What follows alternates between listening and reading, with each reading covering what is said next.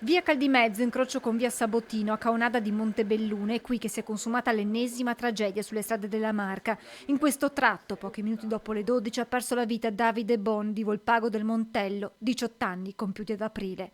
Si tratta della 68esima vittima da inizio anno, in un bollettino che si allunga drammaticamente di giorno in giorno.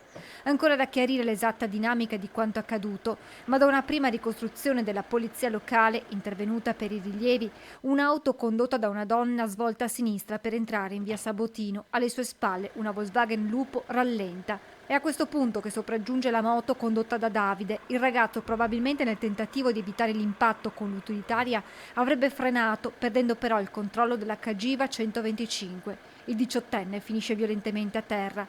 È il conducente della Lupo, sotto shock, a chiamare per primo i soccorsi. In pochi minuti sul posto arrivano i sanitari del SUEM con l'elicottero e l'ambulanza.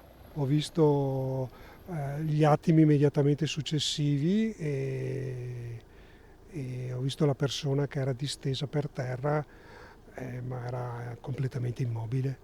Ho tentato di rianimarlo.